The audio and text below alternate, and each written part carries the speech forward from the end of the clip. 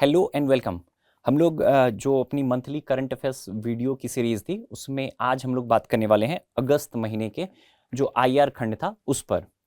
अगर आप इस मैगजीन को देखोगे तो इसमें जो दो आर्टिकल हैं, जो अगस्त वाली मैगजीन आपके पास होगी, आप सॉफ्ट कॉपी ऑनलाइन भी हमारे वेबसाइट से डाउनलोड कर सकते हैं और हार्ड कॉपी आपके पास होगा अवेलेबल। तो अगर इस मैगजीन की बात करें, इसमें अंतर्राष्ट्रीय संबंध आईआर खंड की अगर हम बात करें तो उसमें दो आर्टिकल दिए गए हैं। दो बड़े आर्टिकल जो हैं वो आईआर खंड से संबंधित है। साथ ही साथ जो न्यूज इन शॉर्ट वाला खंड रहता है अंतर्राष्ट्रीय संबंध का, उसमें कुल 11 न्यूज हैं। तो हम इन्हीं न्यूज को क्रमवार तरीके से देखेंगे। सबसे पहले हम जो न्यूज इन शॉर्ट वाले खंड हैं उसको देखेंगे, फिर उसके बाद जो हम दो आर्टिकल हैं उसको देखेंगे।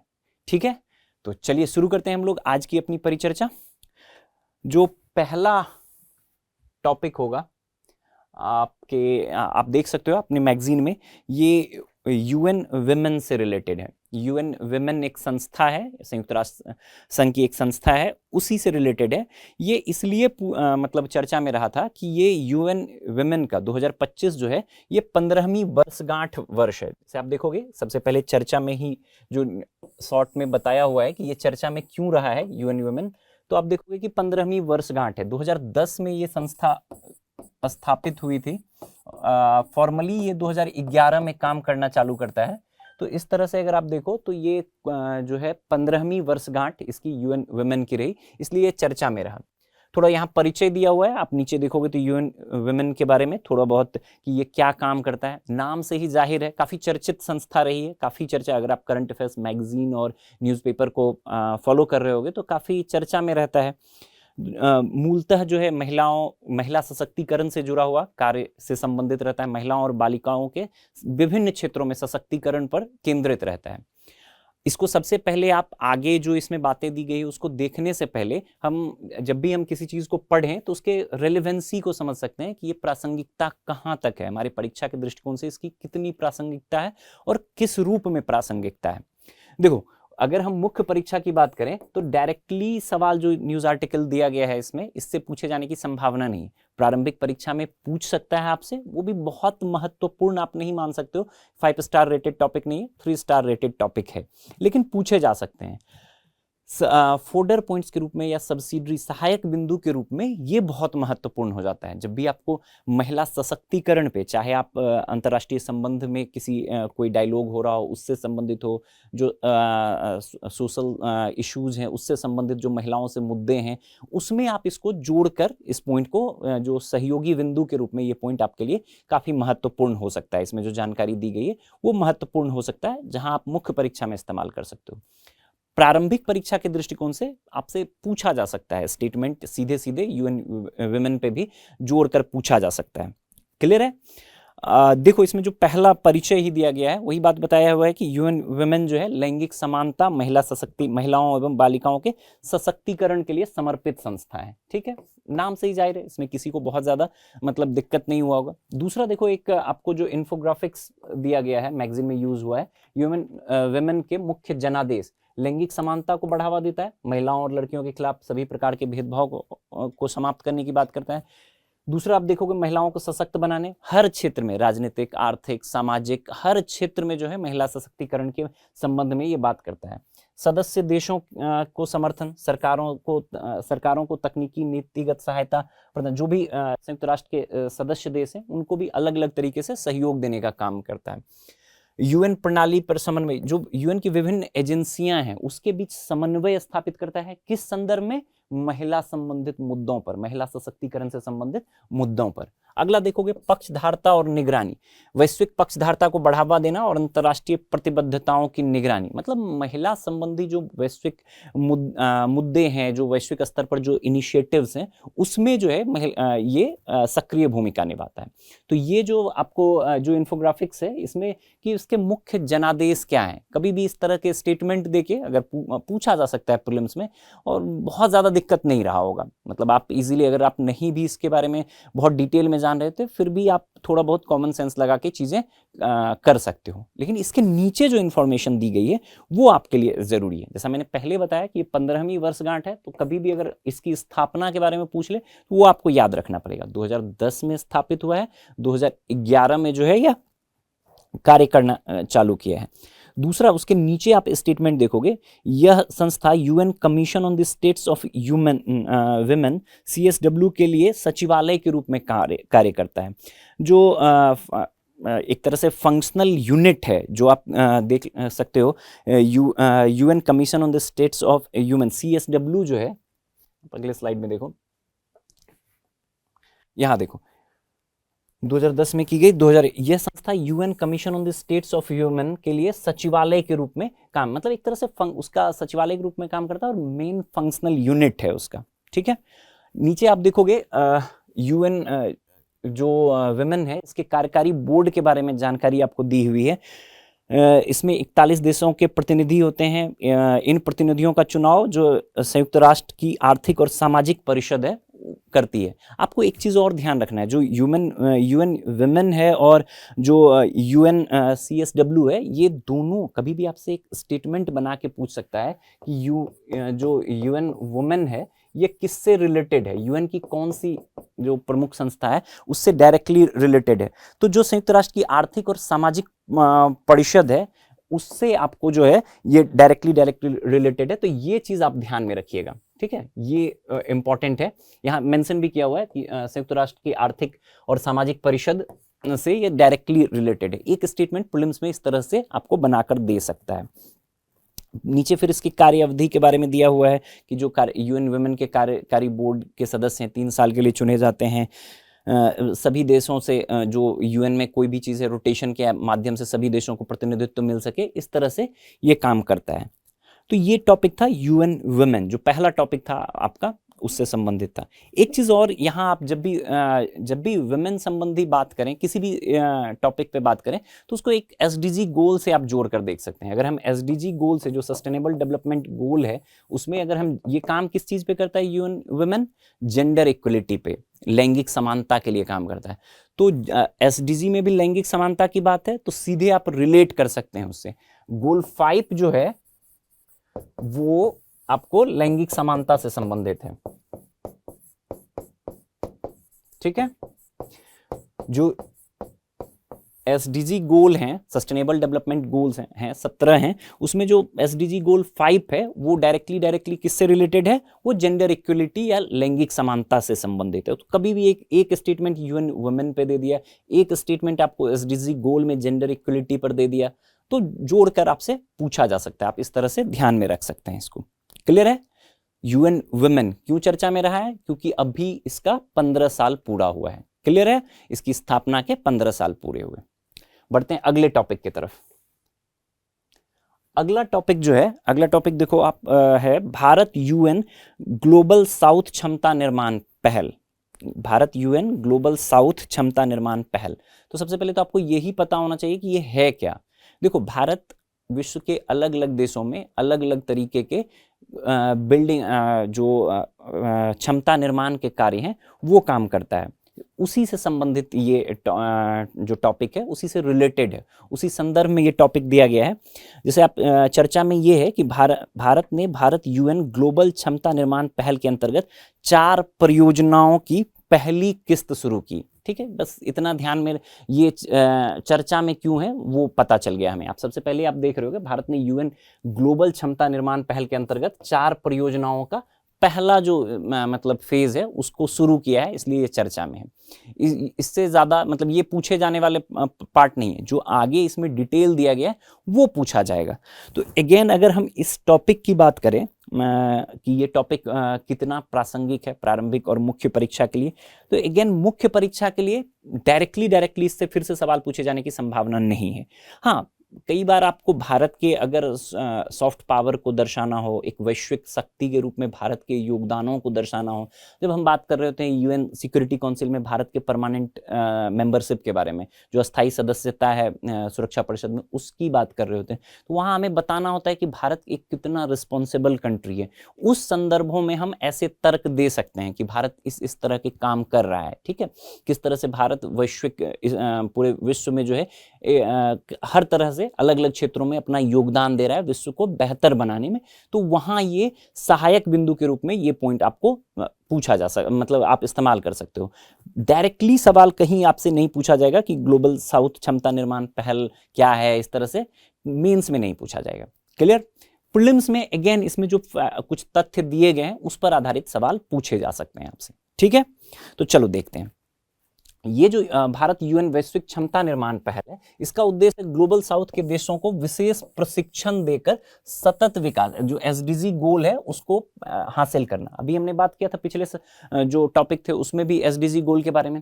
यहाँ पर आप देखोगे कि जो ग्लोबल साउथ के देश हैं, जो मेजर कंट्रीज हैं, भारत अपने आप को ग्लोबल, आमतौर पर जब भी ग्लोबल साउथ की बात आपने सुना होगा, दक्षिण दक्षिण सहयोग, ग्लोबल साउथ की बात, तो जब भी साउथ की बात होती है तुलनात्मक रूप से वो देश कम विकसित रहे हैं, और भारत उन देशों के विकास में महत्वपूर्ण योगदान देने का कार्य निरंतर करता रहा है, और एक तरह से भारत अपने आप को उन देशों का नेता के रूप में अपने योगदानों के माध्यम से स्थापित करने का प्रयास करता है।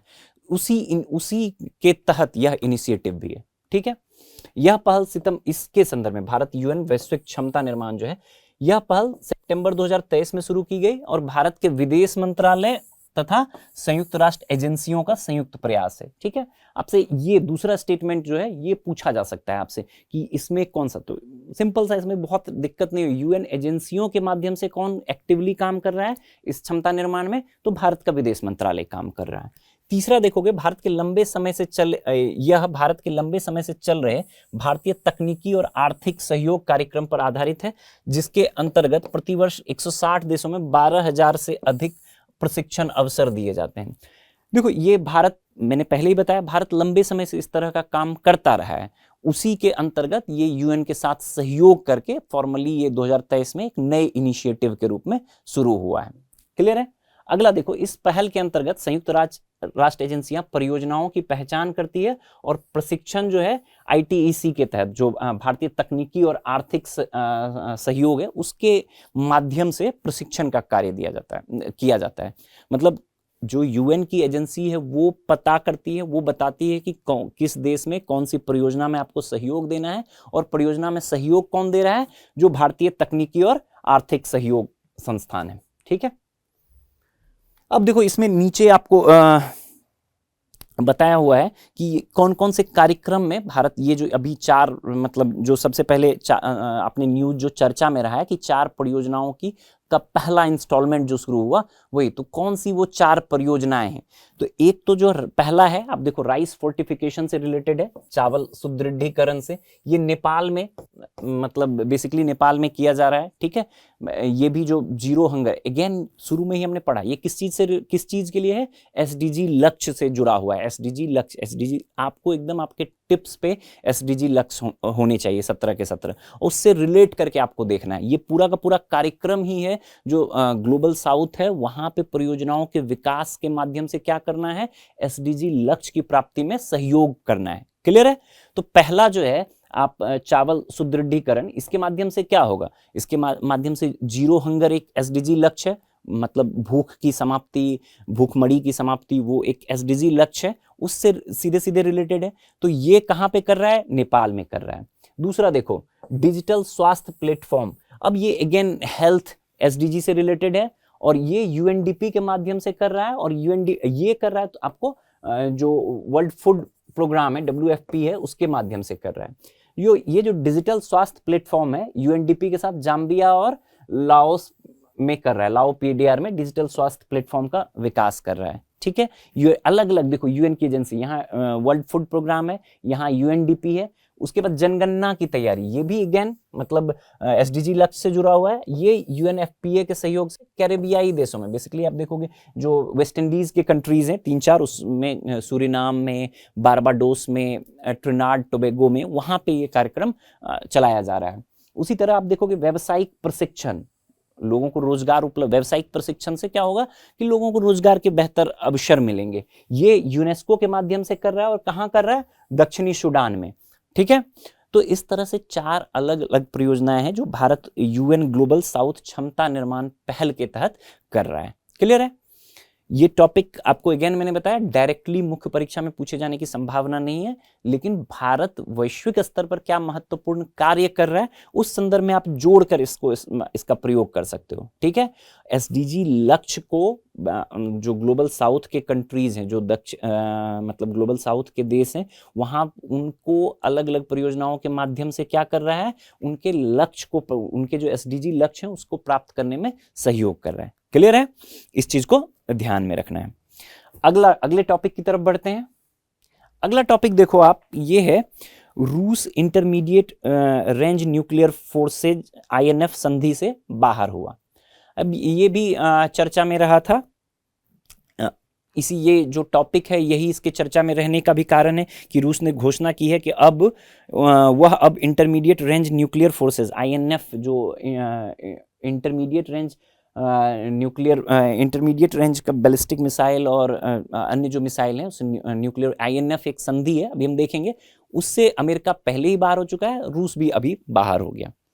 अगेन डायरेक्टली मुख्य परीक्षा में आपसे कभी नहीं पूछा जाएगा कि आईएनएफ संधि से क्या था, इसमें कौन देश थे, कभी नहीं पूछा जाएगा।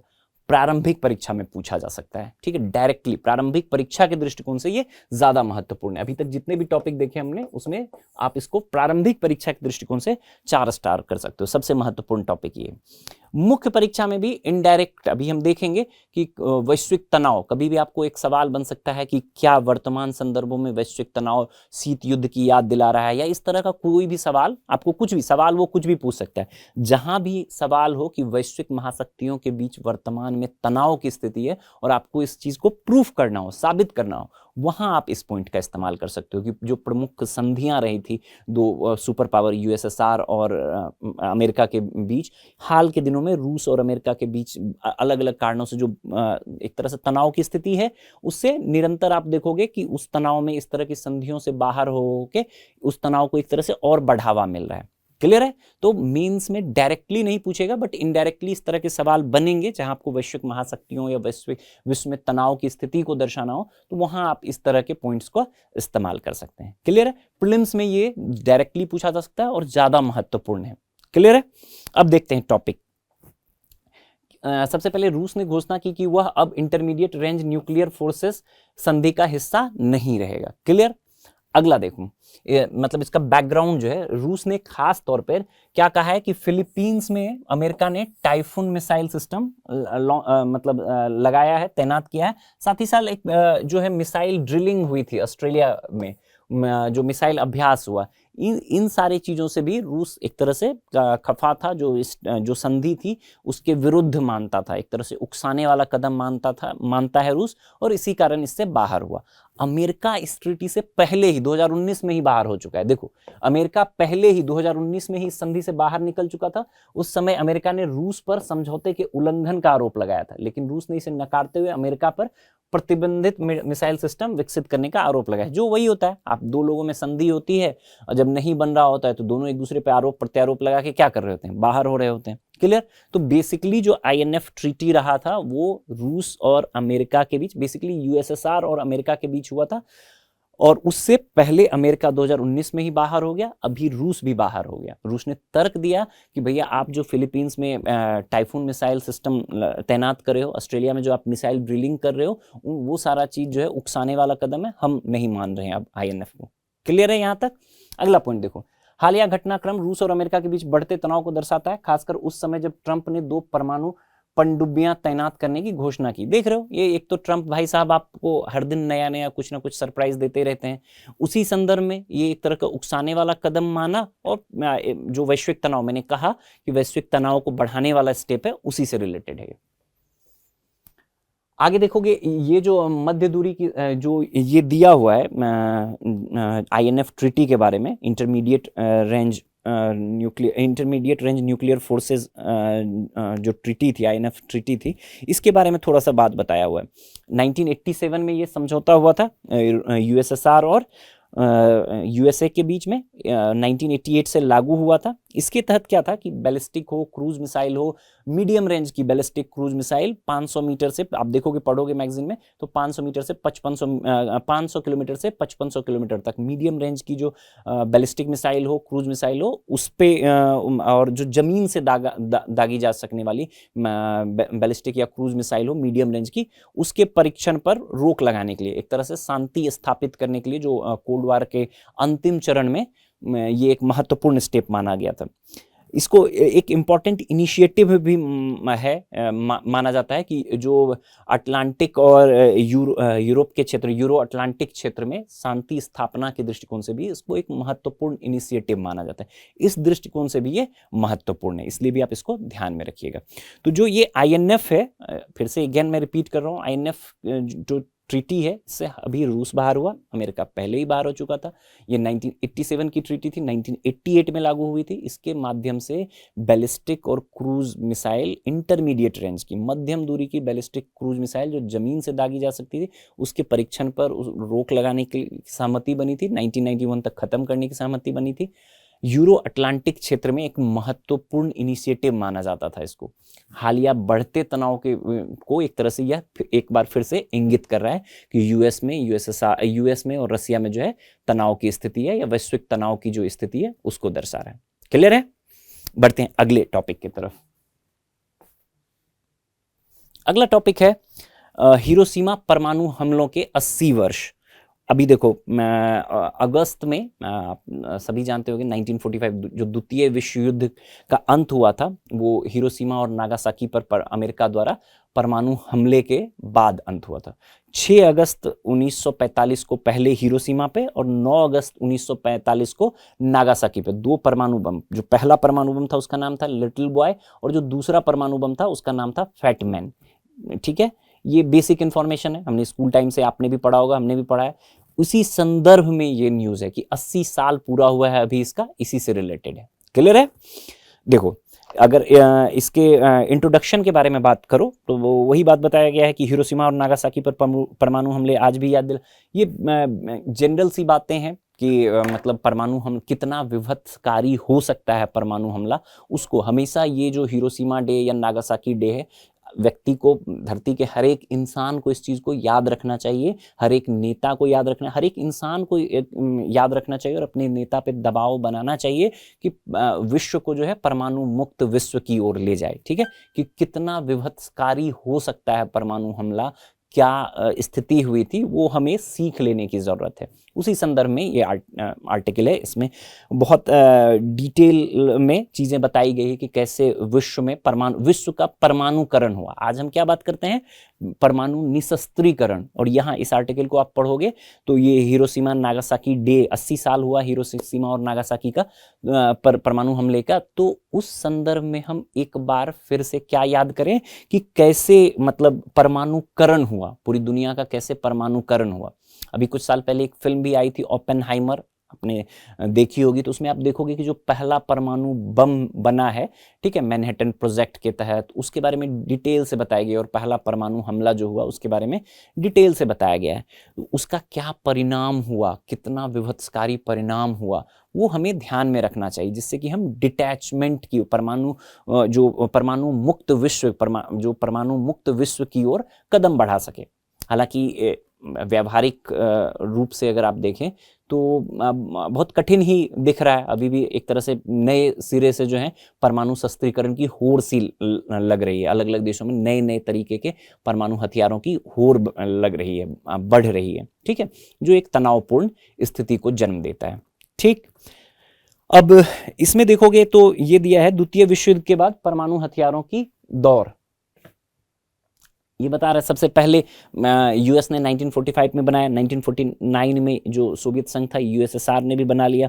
उसके बाद एक तरह से कोल्ड वार की स्थिति हो गई, फिर कुछ और तकनीकें हुई जिसने परमाणु बम की स्थिति को और विभत्स बनाया। ठीक है, इंटर कॉन्टिनेंटल बैलिस्टिक ICBM, ठीक है, मतलब लंबी लंबी दूरी तक परमाणु हथियार, मिसाइल्स के माध्यम से परमाणु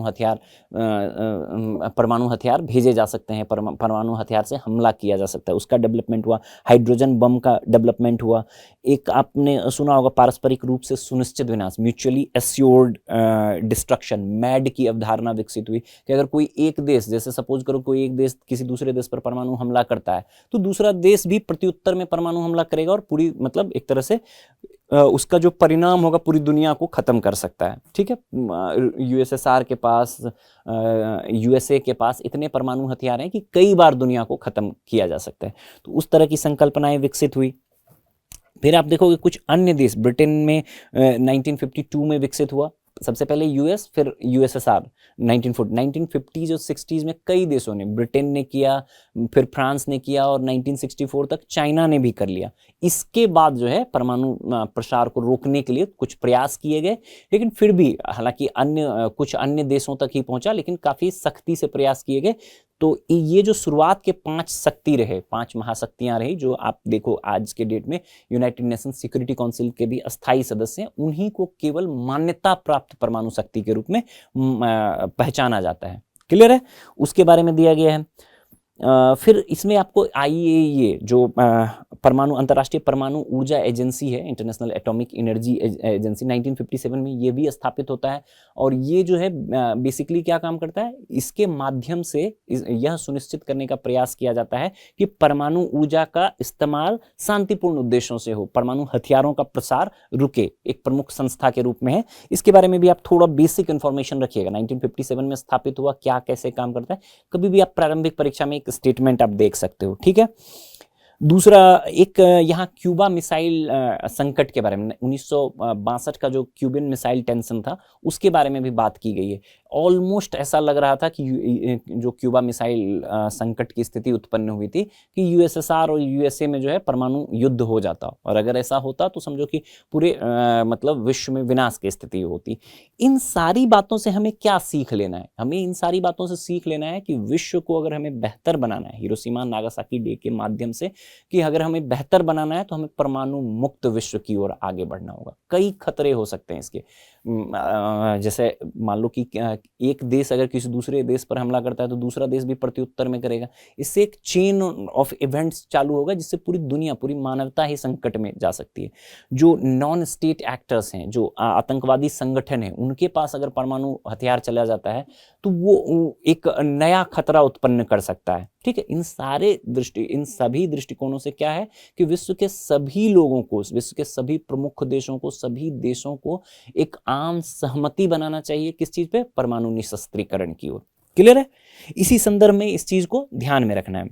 अगेन प्रीलिम्स के हिसाब से भी इसमें जितनी बातें दी गई है इंपॉर्टेंट है, और मुख्य परीक्षा में भी आपसे पूछा जा सकता है। मुख्य परीक्षा में इस संदर्भ में पूछा जा सकता है कि परमाणु किसी भी तरह से परमाणु मुक्त विश्व के रूप में पूछा जा सकता है, या परमाणु हथियारों ने युद्धों को दूर किया है, कम किया है, किसी भी तरीके से जोड़कर आपसे सवाल, थोड़ा एनालिटिकल सवाल भी पूछा जा सकता है। ठीक है, इसमें नीचे आप देखोगे भारत की स्थिति के बारे में बात की गई है। भारत हमेशा से नो फर्स्ट यूज के बाद, भारत ने भी पहले स्माइलिंग बुद्धा के माध्यम से परमाणु परीक्षण किया, और 1998 में पोखरण परमाणु परीक्षण के माध्यम से भारत एक परमाणु शक्ति संपन्न राष्ट्र बना। ठीक है, लेकिन भारत हमेशा किस चीज पे बात करता है? भारत हमेशा नो फर्स्ट यूज की बात करता है कि भारत कभी भी पहले किसी देश पर यूज नहीं करे, इस्तेमाल नहीं करेगा।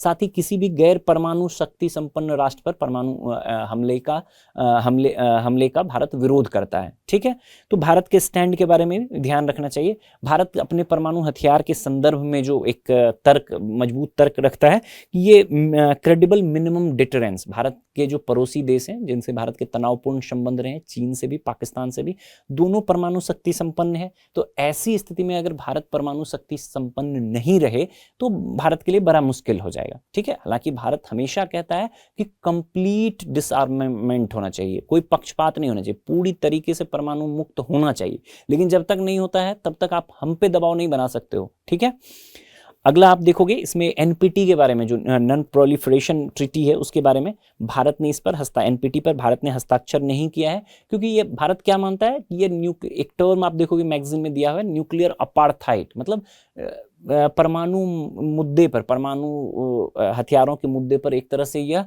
पक्षपात की नीति है, पक्षपात से रिलेटेड नीति है, पक्षपात करता है एनपीटी, इसलिए भारत इसके बारे में इस पर हस्ताक्षर नहीं करा है। क्लियर है?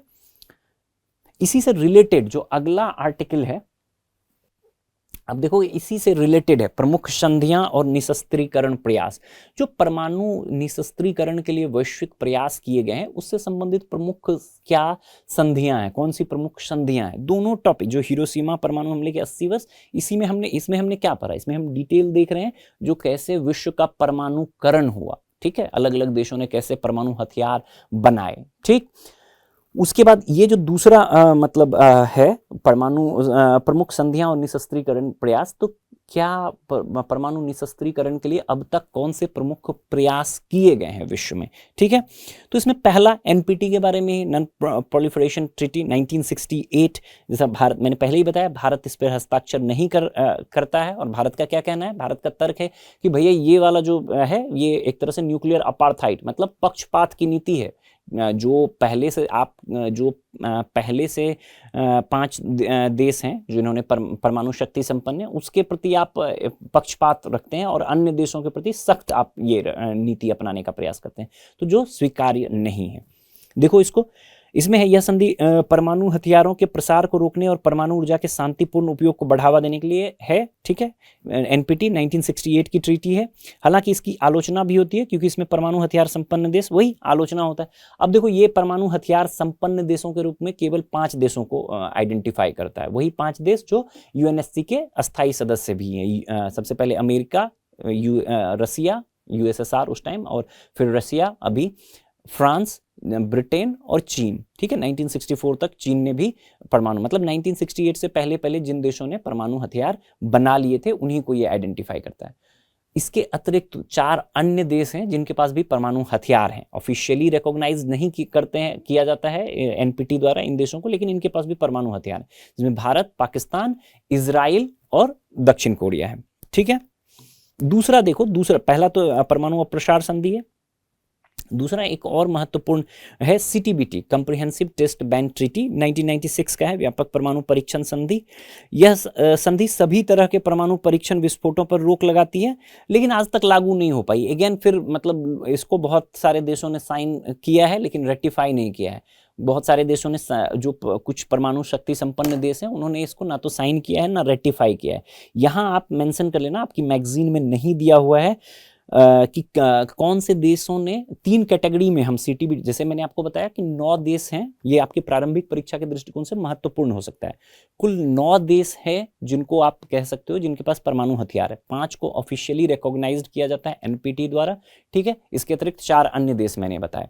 अब इन्हीं 9 देशों में कुछ देशों ने इस जो सीटीबीटी है, जो अगला ट्रीटी 1996 का, 1996 का, कुछ देश इस पर सहमति दे रहे हैं, कुछ देश इस पर सहमति नहीं दे रहे हैं। ठीक है, कुछ देशों ने साइन किया है और रेटिफाई नहीं किया है, कुछ देशों ने साइन और रेटिफाई दोनों किया है, और कुछ देशों ने ना तो साइन किया है ना रेटिफाई किया है। इन 9 देशों के संदर्भ में आपको ये ध्यान रखना है कि ये जो परमाणु हथियार वाले 9 देश हैं, इनमें से किसने इसको साइन भी किया है, रेटिफाई भी किया है, किसने इसको केवल साइन किया है, रेटिफाई नहीं किया है, और किसने साइन भी नहीं किया है।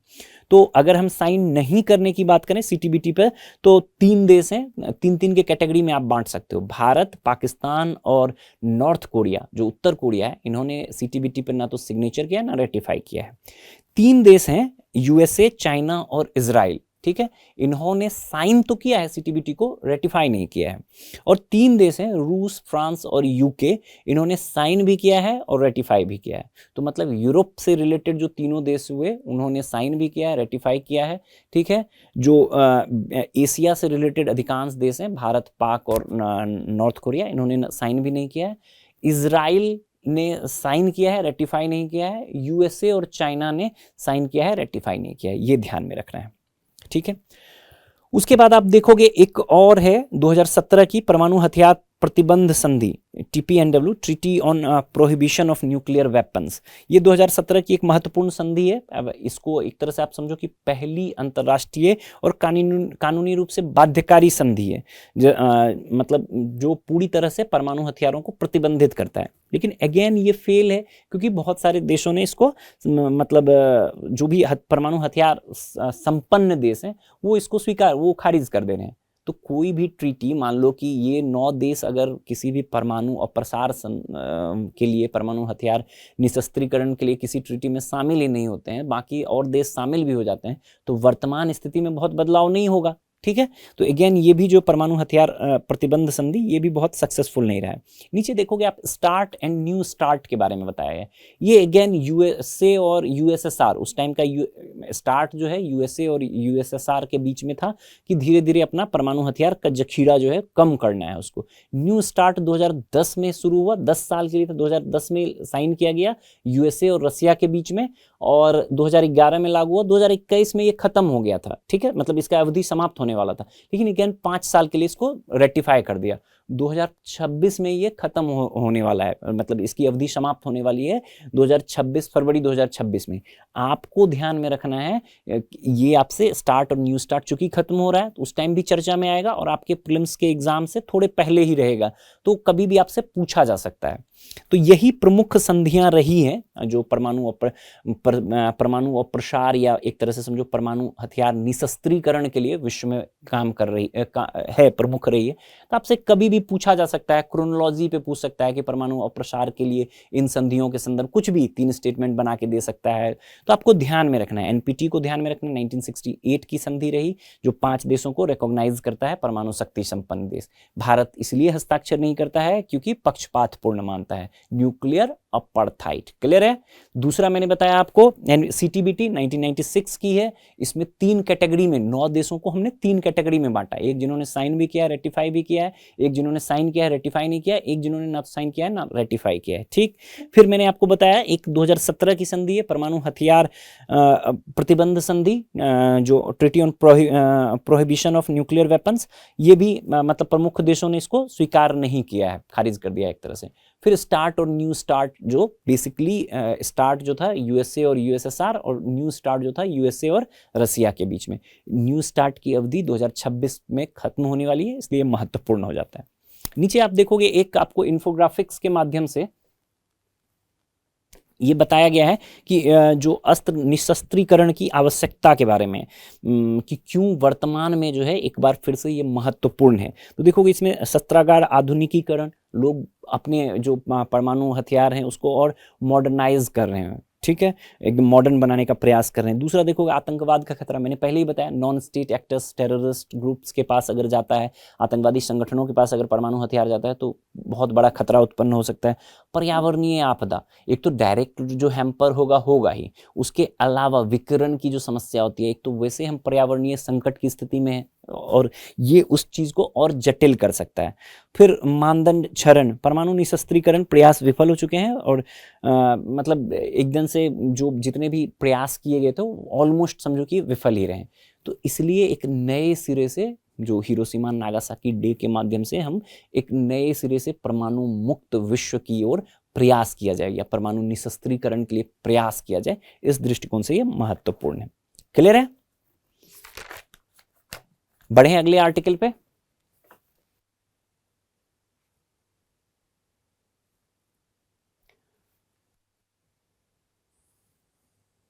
अगला आर्टिकल देखो, अगला आर्टिकल है आपको पहला बिम्स्टेक पारस्परिक संगीत महोत्सव, पहला बिम्स्टेक पारस्परिक संगीत महोत्सव। ये अगेन आपको जो है इंपॉर्टेंट, हमने आपको अगर ध्यान में होगा, देखो टॉपिक्स रिपीट हो रहे होते हैं। ये एक छोटा सा टॉपिक है, ये इसलिए पूछा गया है, ये इसलिए चर्चा में रहा है कि अभी हाल ही में मतलब नई दिल्ली में क्या हुआ था, पहला बिम्स्टेक पारस्परिक संगीत महोत्सव आयोजित किया गया था। मतलब बिम्स्टेक के देशों के बीच में जो उनकी वहाँ उनके यहाँ के प्रमुख संगीत रहे हैं, उनका एक मतलब समझ लो कि महोत्सव स्थापित किया गया, नई दिल्ली में स्थापित किया गया, इसलिए चर्चा में रहा। तो केवल जो करंट में चर्चा वाला टॉपिक है वो तो आपके प्रीलिम्स के लिए इंपॉर्टेंट एक स्टेटमेंट बना के दे सकता है। बाकी जो इसमें डिटेल बातें की गई हैं वो ऑलरेडी हमने पिछले महीनों के करंट अफेयर्स में किया है। अगर आपको ध्यान होगा हमने काफी डिटेल में बिम्स्टेक पर बात किया था अप्रैल महीने के आईआर में, ठीक है, आईआर खंड था, वहां पे बड़े आर्टिकल में बिम्स्टेक पर चर्चा हुई थी, तो काफी डिटेल में किया था। तो बहुत सारी बातें आप देखोगे रिपीट होगा, जो करंट कंटेक्स्ट है इसका, उसके अतिरिक्त इसमें जो 99.99% चीजें हैं वो समझो कि रिपीट में होगा। तो करंट अगर आप एक बार शुरू के 8-10 महीने थोड़े मेहनत से पढ़ते हो तो बाद में देखोगे आप एकदम से एक लय में रहोगे, चीजें रिपीटेड आपको दिखेंगी, ठीक है। आते हैं हम टॉपिक पे। अगर हम इसके इंपॉर्टेंस की बात करें तो अगेन ये आपके प्रीलिम्स के लिए इंपॉर्टेंट है। प्रीलिम्स में आपसे स्टेटमेंट इस पे भी सीधा सीधा पूछा जा सकता है, वन लाइनर में भी पूछा जा सकता है, मल्टीपल स्टेटमेंट में भी पूछा जा सकता है कि बिम्स्टेक पारस्परिक संगीत महोत्सव कहाँ हुआ, क्या हुआ, कैसे, इसके बारे में पूछा जा सकता है। बाकी ओवरऑल बिम्स्टेक से जोड़कर आपसे मुख्य परीक्षा पर एक सवाल कभी भी आप एक्सपेक्ट कर सकते हो, ठीक है। तो एक इंपॉर्टेंट टॉपिक है ये। देखो सबसे पहले तो आपको यही फैक्ट ध्यान में रखना है कि पहला बिम्स्टेक पारस्परिक संगीत महोत्सव कहाँ हुआ भाई, तो नई दिल्ली में हुआ। पहला पॉइंट यही है। और इसका आयोजन जो है ये आपको करवाया है भारतीय सांस्कृतिक संबंध परिषद, जो Indian council for cultural relation है। ये देखो भारतीय सांस्कृतिक संबंध परिषद, Indian council for cultural relation द्वारा यह आयोजित किया। यह नई दिल्ली में हुआ पहला बिम्स्टेक पारस्परिक संगीत महोत्सव। और इस महोत्सव का नाम क्या था, सप्तसुरः, 7 नेशन 1 मेलोडी। सप्तसुरः, ये भी आपको ध्यान में रखना है कि इस महोत्सव का नाम क्या था। आपसे सीधे पूछा जा सकता है कि हाल ही में चर्चा रहा सप्तसुरः 7 नेशन 1 मेलोडी संबंधित था, क्या था, कैसे भी। आप देखते हो यूपीएससी में एक वन लाइनर सवाल पूछता है, चर्चा में रहा शब्द सप्तसुरः 7 नेशन 1 मेलोडी था, तो आपको सीधे सीधे स्ट्रेट फॉरवर्ड सवाल जो है वन लाइनर में ये पूछा जा सकता है। तो ये ध्यान में रखना है, सप्तसुरः 7 नेशन 1 मेलोडी ये क्या था, ये बिम्स्टेक जो पारस्परिक संगीत महोत्सव हुआ उसका नाम था ये, ठीक है। बिम्स्टेक में कितने देश हैं, कितने सदस्य देश हैं, 7, इसीलिए क्या नाम रहा, 7 नेशन 1 मेलोडी।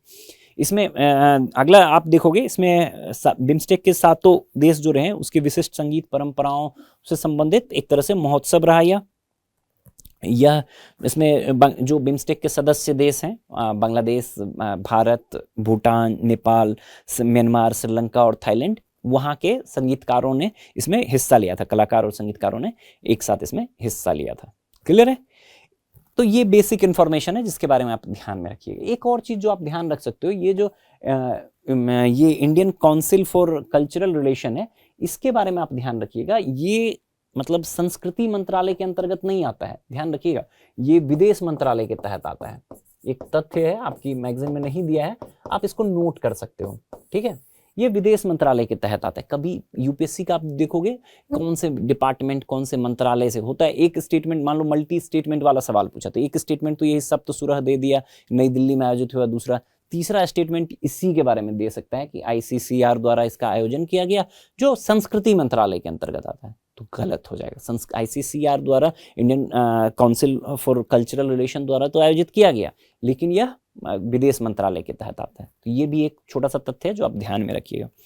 नीचे आप देखोगे एक इन्फोग्राफिक बनाकर आपको दिया गया है, बिम्स्टेक के बारे में बातें बताई गई है कि बिम्स्टेक के हमने काफी डिटेल में किया है। एक बार हम लोग क्विक रिवीजन कर लेते हैं इसको, कि ये संस्थापक सदस्य, इसके 4 संस्थापक सदस्य थे। मैंने आपको बताया था बिस्ट ईसी के रूप में यह स्थापना हुई थी 1997 में, बैंकॉक डिक्लेरेशन के माध्यम से दिया हुआ है यहाँ। बांग्लादेश, इंडिया, श्रीलंका और थाईलैंड इसके संस्थापक सदस्य थे।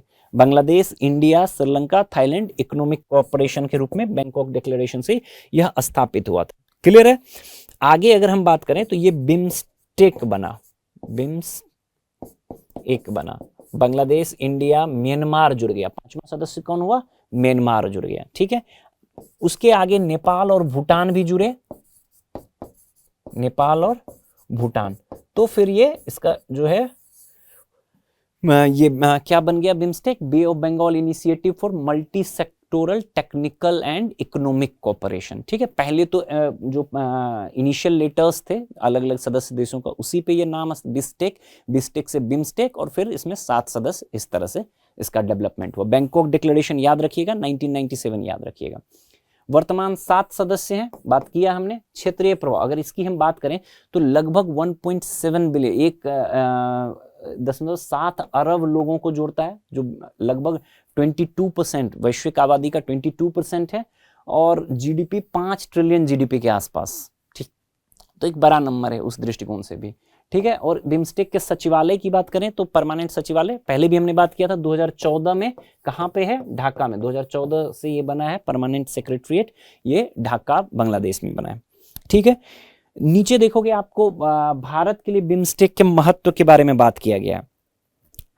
भारत के लिए बिम्स्टेक के महत्व की अगर हम बात करें तो भारत के लिए बिम्स्टेक के महत्व आप देखो कि एक तरह से इसमें कौन, दक्षिण एशिया के देश भी हैं और दक्षिण पूर्व एशिया के देश भी हैं। हम इसको सार्क प्लस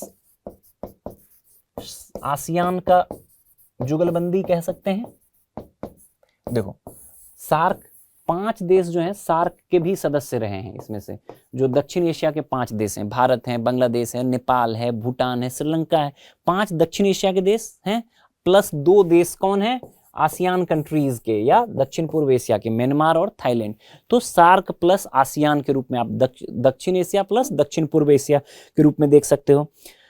ठीक है, अगला देखोगे आप इसका महत्वपूर्ण प्रयोजन, कुछ इंपॉर्टेंट इनिशिएटिव भी किया जा रहा है इसमें। एक तो आपने कालादान मल्टी मॉडल, बांग्लादेश जो आपको म्यांमार है उसमें Kaladan multi modal transit project पर भारत काम कर रहा है, काफ़ी चर्चित ये परियोजना रही है। इसके अलावा जो IMT प्रोजेक्ट है, इंडिया म्यांमार और थाईलैंड का त्रिपक्षीय राजमार्ग परियोजना, ये सारी चीज़ें क्या है, बेसिकली जो है कनेक्टिविटी को बेहतर बनाएगा। बेहतर कनेक्टिविटी, बेहतर आर्थिक गतिविधियां, बेहतर आर्थिक अवसर लेकर आएगा, उस दृष्टिकोण से यह महत्वपूर्ण है। अगला देखोगे आपको चीन को बैलेंस करने में भी, चीन का आपने बेल्ट एंड रोड इनिशिएटिव के बारे में सुना होगा, पढ़ा होगा। तो BRI, अब भारत का पॉकेट उतना डीप तो है नहीं चाइना जितना, तो हम क्या कर रहे हैं, हम एटलीस्ट अपने पड़ोस के जो हमारे आसपास के जो देश हैं उनके साथ हम अगर बेहतर कनेक्टिविटी प्रोजेक्ट बना पाएँ, डेवलप कर पाएँ, तो हम एक तरह से चीन को मतलब भारत अपने आसपास के देशों में बैलेंस कर सकता है, प्रतिसंतुलित कर सकता है। उस दृष्टिकोण से भी जो चीन का BRI प्रोजेक्ट है उसको भी प्रतिसंतुलित करने के दृष्टिकोण से महत्वपूर्ण है। अगला देखोगे समुद्री सुरक्षा। भारत हमेशा से चाहेगा कि बे ऑफ बंगाल में जो है भारत का प्रभाव बना रहे, सुरक्षित बे जो बंगाल की खाड़ी है भारत के प्रभाव में रहे, भारत के एक तरह से हर तरह से भारतीय प्रभाव में रहे, भारत की सुरक्षा के दृष्टिकोण से, भारत के आर्थिक संसाधनों के दोहन के दृष्टिकोण से, हर तरह से बे ऑफ बंगाल सुरक्षित और नियंत्रित, भारत नियंत्रित बे ऑफ बंगाल भारत के दृष्टिकोण से महत्वपूर्ण है, उस दृष्टिकोण से भी महत्वपूर्ण है। फिर आप देखोगे अगला पॉइंट होगा पूर्वोत्तर के साथ सहयोग। आप देखोगे अगर ये परियोजनाएं बन रही है, पहले ही मैंने बताया ये किसको जोड़ रहा है कि जो आसियान कंट्रीज है या साउथ ईस्ट एशियन कंट्रीज है उसको जोड़ रहा है। तो कनेक्शन लैंड मार्ग से भारत से कैसे जुड़ा हुआ है, नॉर्थ ईस्ट से ही। और अगर बेहतर कनेक्टिविटी प्रोजेक्ट है, बेहतर आर्थिक गतिविधियों को बढ़ावा मिलेगा इस क्षेत्र में, तो भारत का जो नॉर्थ ईस्टर्न रीजन है, जो पूर्वोत्तर भारत है, वो बेहतर तरीके से विकसित होगा, उस दृष्टिकोण से भी महत्वपूर्ण है।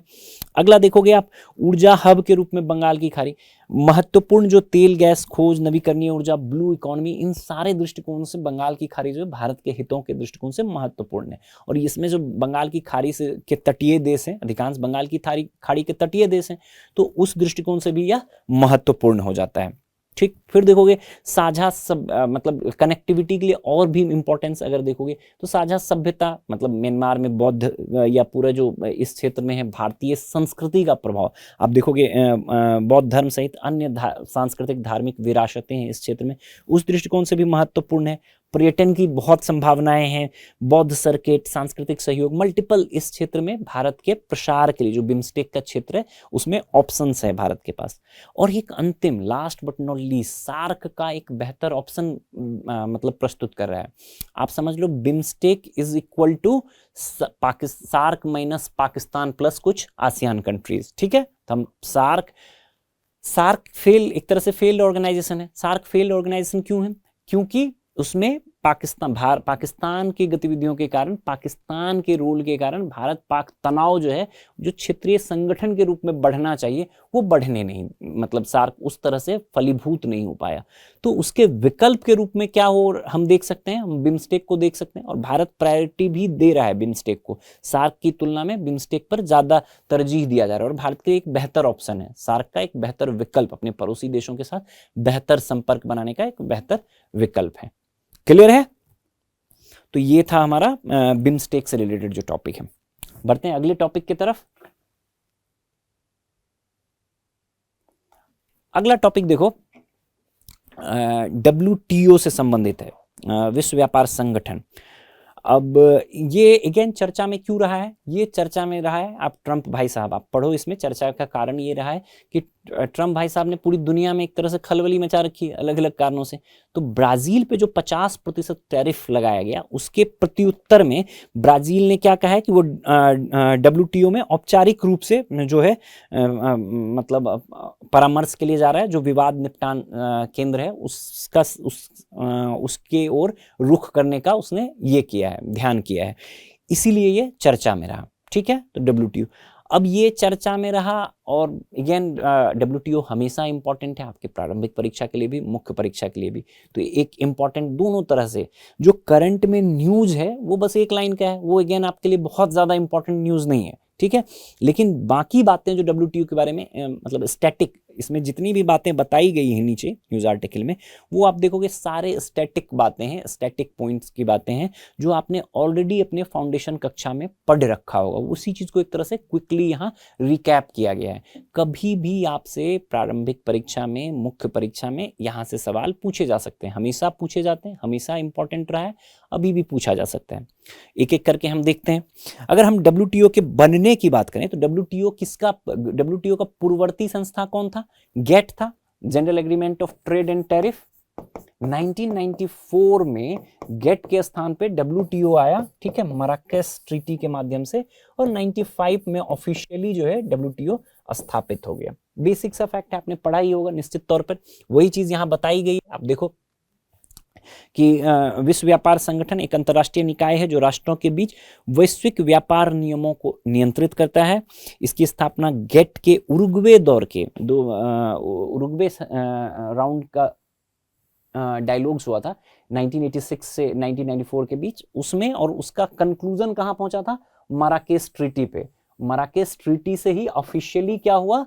गेट खत्म होगा और WTO स्थापित होगा। तो WTO की स्थापना आधिकारिक रूप से 1995 में हुआ, अस्तित्व में है। ठीक, नीचे आप देखोगे एक इन्फोग्राफिक है। इन्फोग्राफिक्स में आपको बताया हुआ है कि WTO की संरचना, इसमें दो चीजें हैं, एक तो मंत्री स्तरीय सम्मेलन के बारे में बात किया गया है, और सामान्य परिषद की बात की गई है।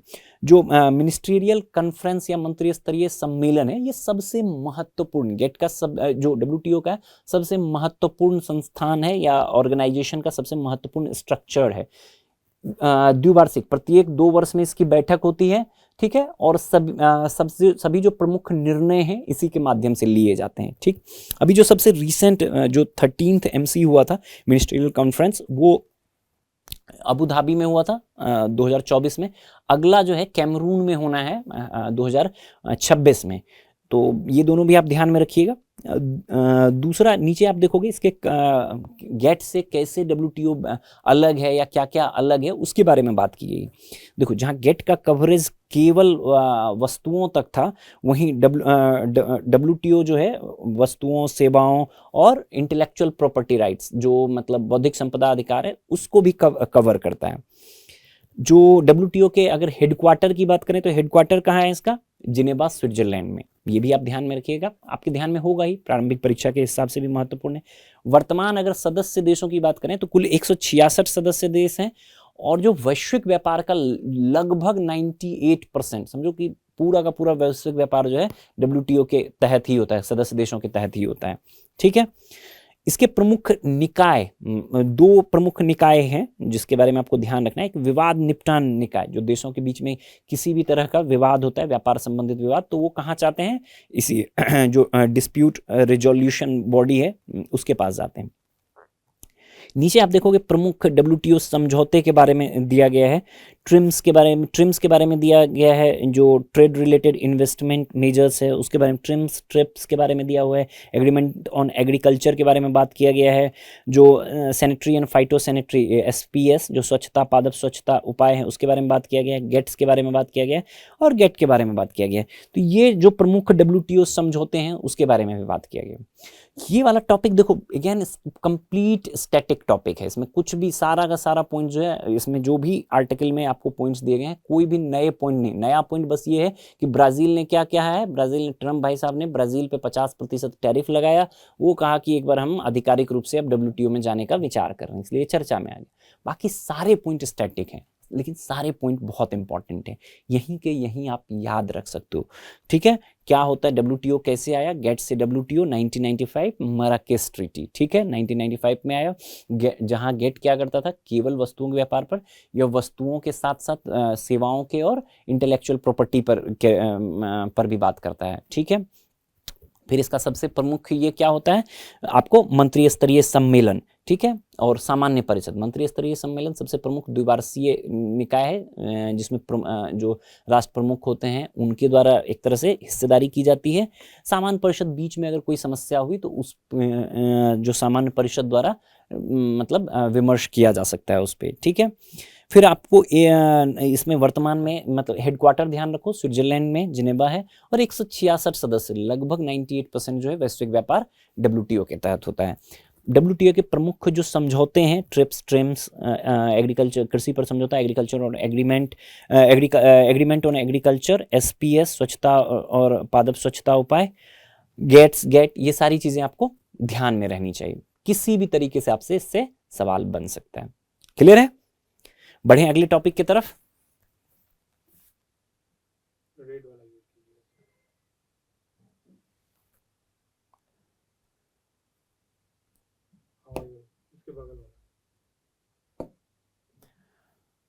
हाँ देखो, अगला टॉपिक जो है अर्मेनिया अजरबैजान शांति संधि। अब ये देखो, ये भी काफी चर्चा में रहा अर्मेनिया। अगर आपसे पूछा जाए ये डिस्प्यूटेड रीजन की अगर हम बात करें, इसमें आप देखोगे प्रीलिम्स प्रारंभिक परीक्षा के दृष्टिकोण से बहुत ही इंपॉर्टेंट रहता है क्या, दुनिया के डिस्प्यूटेड रीजन्स। आप देखोगे पश्चिम एशिया के बहुत सारे डिस्प्यूटेड रीजन्स रहते हैं, सेंट्रल एशिया के डिस्प्यूटेड रीजन्स रहते हैं, अफ्रीका के डिस्प्यूटेड रीजन्स रहते हैं, बहुत सारे द्वीपीय, आप दक्षिण चीन सागर में बहुत सारे द्वीप हैं जिसको लेके विवाद रहता है। तो वहां से प्रारंभिक परीक्षा में सवाल पूछे जाने की संभावना बहुत अधिक रहती है। उसी संदर्भ में ये भी आपके लिए एक इंपॉर्टेंट टॉपिक है, अर्मेनिया अजरबैजान शांति संधि। अगेन अगर हम इस टॉपिक के इंपॉर्टेंस, प्रासंगिकता की बात करें तो मुख्य परीक्षा के दृष्टिकोण से बहुत ज्यादा प्रासंगिक, मतलब डायरेक्टली कि अर्मेनिया अजरबैजान शांति समझौता क्या है, कैसे है, नहीं पूछा जाएगा। इनडायरेक्ट पॉइंट्स के रूप में भी कम संभावना है आप इसका इस्तेमाल करो, लेकिन प्रारंभिक परीक्षा के दृष्टिकोण से बहुत महत्वपूर्ण है, कभी भी आपसे सवाल यहां से पूछा जा सकता है। क्लियर है? देखते हैं क्या है। सबसे पहले तो आपको ये ध्यान होना चाहिए कि ये अर्मेनिया और अजरबैजान जो है, ये आपको जो पूर्वी यूरोप और जो कॉकेस रीजन है, मतलब आप एशिया और यूरोप के बीच का जो आप समझ लो बॉर्डर वाला इलाका है, वहाँ पे ये देश हैं और ये विवादित रहा है। मतलब USSR के विघटन के बाद से ही इनकी विवाद की स्थिति बनी रही है और अभी हालिया दिनों में भी इसमें विवाद रहा था।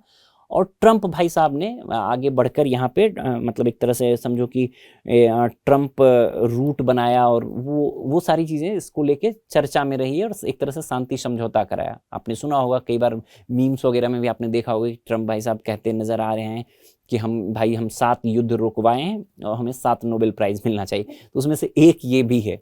ठीक है, उनकी बहुत सारी बातें हैं, उनमें से आप ट्रम्प चालीसा आप समझ सकते हो, उसमें से एक है। इसमें तो कुछ कॉन्क्रीट उनको हासिल भी हुआ है, इसके बारे में हम बात करते हैं।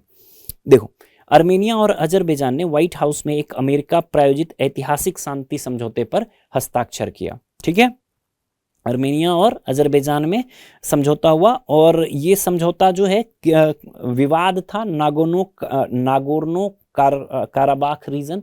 आपसे सबसे पहले तो आपको यही ध्यान में रख लेना है, ये जो नागोर्नो काराबाख रीजन है, इसको लेकर लंबा समय से आपसे सीधे स्ट्रेट फॉरवर्ड एक सवाल, वन लाइनर सवाल पूछा जा सकता है कि चर्चा में रहा नागोर्नो काराबाख क्षेत्र संबंधित रहा है किससे?